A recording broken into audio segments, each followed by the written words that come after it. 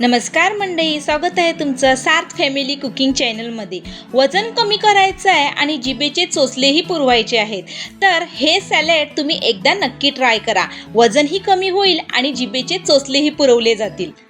तर मंडळी, हे सॅलड दिसायला आणि खायला छान लागावं म्हणून इथे मी सर्व भाज्या उभ्या चिरून घेणार आहे।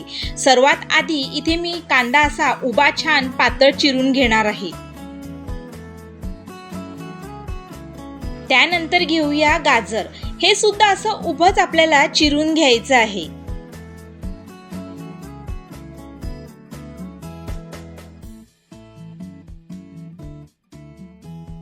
सॅलडमध्ये ज्युशीपणा येण्यासाठी मस्त रसरशीत टॅमॅटो आणि इथे ताजी ताजी काकडी देखील आपण उभी चिरून घेणार आहोत।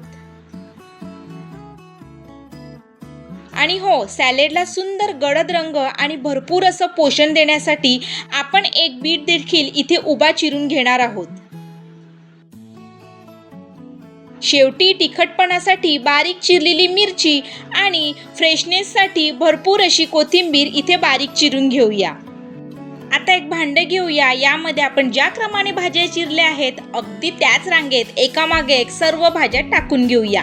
कांदा, गाजर, टोमॅटो, काकडी, बीट। बघा, आत्ताच आपल्या सॅलडचा रंग किती सुंदर दिसत आहे।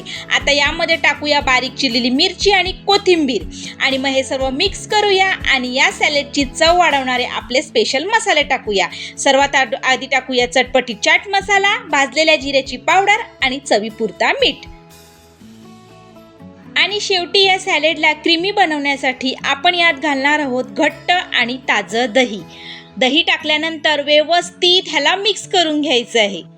मिक्स करून झाल्यानंतर तुम्ही बघू शकता बीट आणि दही एकत्र आल्यामुळे सॅलडला किती अप्रतिम गुलाबी रंग आला आहे। बघा, आपलं 100% पौष्टिक आणि अतिशय चवदार असं दही चॅट सॅलड खाण्यासाठी अगदी तयार आहे।